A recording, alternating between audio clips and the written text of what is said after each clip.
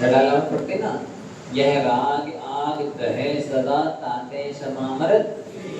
तो यह राग आग के समान हमारे आत्मा की क्षमादि 10 गुणों को, रत्नांग्रे आदि गुणों को जलाती है। ये राग राग तो कौन सा कहते चिर विषय भजे विषय कषाय तो त्याग। नीचे की लाइन इस बात को स्पष्ट कर रही है कि विषय कषाय संबंधी राग हमारी आत्मा की समाधि गुणों को जलाती है। जो प्रशस्त राग है, नवदेवता का राग है, देवशास्त्र गुरु का राग है, ये तो हमें परंपरा से मोक्ष के लिए साधन है, निमित्त है, माध्यम है, हमारे भावों को सुधारने में बहुत मदद मिलती है। तो हमें अशुभ राग रूपी आग से बचना है एक। पर हम लोग एक जब राग ही राग की बात करते हैं तो ये भूल ही जाते हैं कि राग के समान द्वेष भी खतरनाक है। तो उन्होंने कहा राग के समान आग नहीं है और द्वेष के समान कोई अनिष्ट ग्रह नहीं है। लोग बात कहते हैं कि किसी को शनि ग्रह परेशान कर रहा है, किसी को राहु, किसी को केतु, किसी को मंगल, है ना, कहते मंगल या कुंडली है, नहीं बोलते। लेकिन सबसे खतरनाक ग्रह है द्वेष रूपी ग्रह। रिश्ते दो तरह के होते हैं, एक राग का रिश्ता और एक द्वेष का रिश्ता। अपन लोग बोलते हैं ये हमारा शत्रु है, ये हमारा मित्र है, हमारा दोनों के साथ जुड़ा है। तो हमारा जुड़ा है इसका मतलब रिश्ता तो हमारा दोनों के साथ ही है। जिसके साथ शत्रु का रिश्ता है वो भी रिश्ता तो है ही आखिर। और वो राग और द्वेष जन्मांतरों में हमें उनसे अवश्य मिलाते हैं, भेंट कराते हैं। जिससे राग है उससे भी हमें जन्मांतर में वो भेंट कराता है, और जिससे द्वेष है वो उससे भी हमें भेंट कराता है। तो इनको हमें समझना है। क्या उपमा आचार्य ने दी है? राग को आग की उपमा दी है। यदि हम आग से सावधान नहीं रहते हैं तो हमारा शरीर भी जल जाता है, कपड़े जल जाते हैं, भोजन जल जाता है। और यदि आग से हम सावधान रहते हैं तो उसी से भोजन पकता है, पानी भी गर्म होता है, प्रकाश भी मिलता है, हमारी ठंडी भी दूर होती है।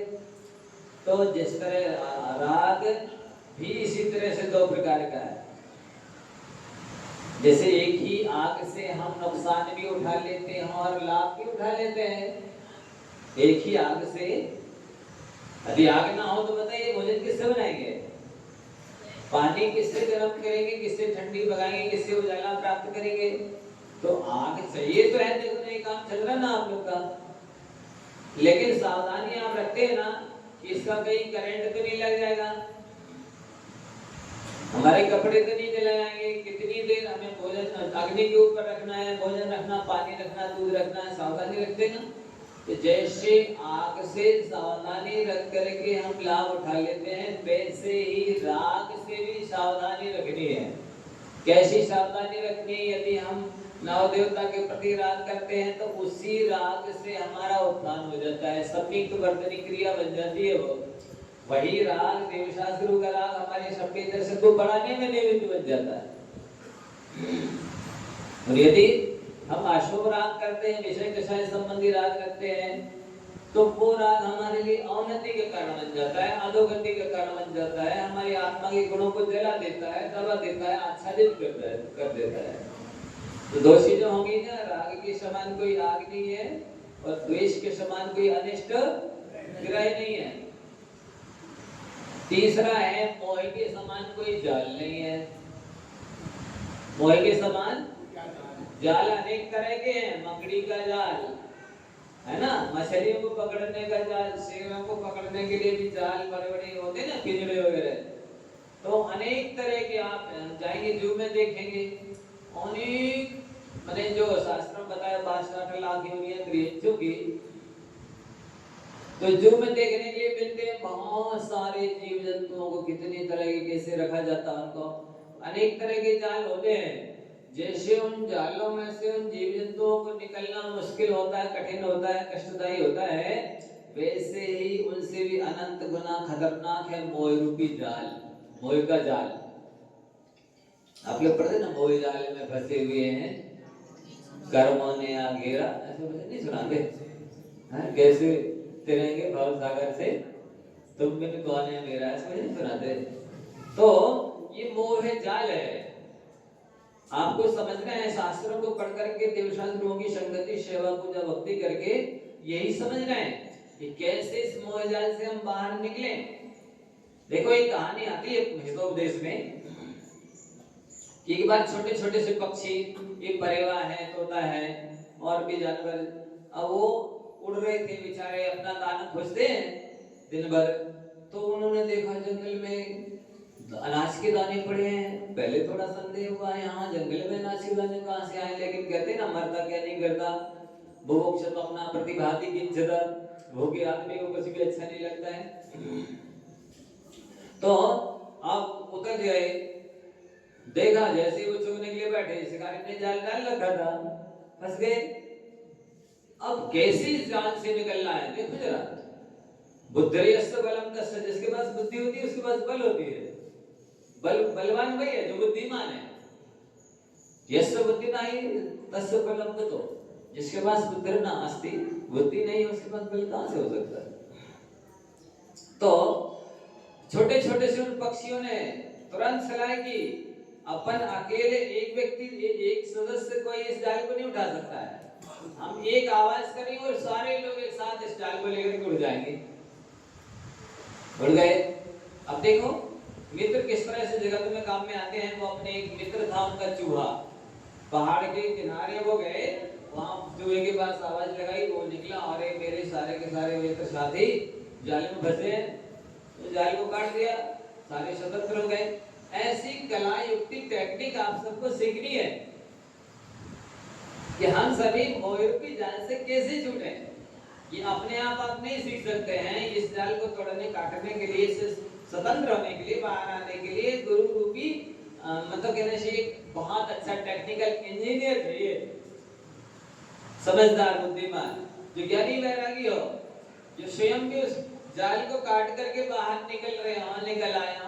कौन के पास जाएंगे, अनुभवी गुरुओं के पास, तो आप भी इस मोहरूपी जाल से छूट सकते हैं। चौथा है, कृष्णा से गहरी कोई खाई नहीं है, नदी नहीं है। कृष्णा की खाई खूब भरी पर लिख रही है, इतनी खतरनाक है ये कृष्णा रूपी खाई, कभी भरती ही नहीं है। चाहे कोई भी चीज छूने का हो राग, वो कम नहीं होता है, चखने का हो, खाने का, वो राग कम नहीं होता है, सूंघने का हो, वो राग कम नहीं होता है, देखने का हो, वो राग कम नहीं होता है, सुनने का हो, वो राग कम नहीं होता है, किसी भी चीज को संग्रह करने का, बटोरने का राग वो कम नहीं होता है। ये तृष्णा, ये रूपी खाई यदि ना होती तो हम लोगों को इस संसार रूपी खाई से पार होकर के, या संसार रूपी समुद्र बोले, इसको पार करके मोक्ष नगर में जाने में कठिनाई नहीं होती। ये तृष्णा की खाई की वजह से हम लोग यहाँ संसार में पड़े हैं। फिर एक और खाई है खतरनाक, प्राकृत में खाई बोलते हैं, संस्कृत में ख्याति बोलते हैं, हिंदी में प्रसिद्धि बोलते हैं। तो वो खाई में भी कई लोग पड़े हैं। जैसे तैसे घर गृहस्थी की खाई से निकलते हैं तो ये ख्याति रूपी खाई में पड़ जाते हैं। तो हम सभी को अपने परिणामों को सुधारने के लिए पवित्र द्रव्य क्षेत्र काल भाव का आलम्बन लेने से ब्रह्मचारी संति भैया ने पवित्र स्थान बहुत अपने मानव योग से, वचन योग से, काय योग से बना रहे हैं। वो साथ में नहीं ले जाएंगे तो कभी भी दीक्षा ले लेंगे। ये सब आप सब दीनावासियों के लिए और भारतवासियों के लिए और जैन धर्मावलंबियों के लिए है कि आप लोग थोड़े से अपने मकान दुकान से छूट करके और मोह जाल से थोड़े से हट करके यहाँ आके पवित्र स्थान में आकर के पूजा करें, विधान करें, शिविर पढ़ें, हैं, कुछ समय यहाँ रह करके अपने परिणामों को सुधारें, पुण्य बढ़ाएं, पाप घटाएं और मनोप्रय को सफल सार्थक करें। इसलिए पवित्र आयतन बनाए जाते हैं। तो अपन लोग इसी तरह से आगे उत्तरोत्तर अपने तन को सार्थक करेंगे। अभी छया का टाइम हो रहा है, हमारा छुट्टी को भी सुनना है और इसी पवित्र भावना के साथ में अपनी वाणी को रख देता हूँ। अभी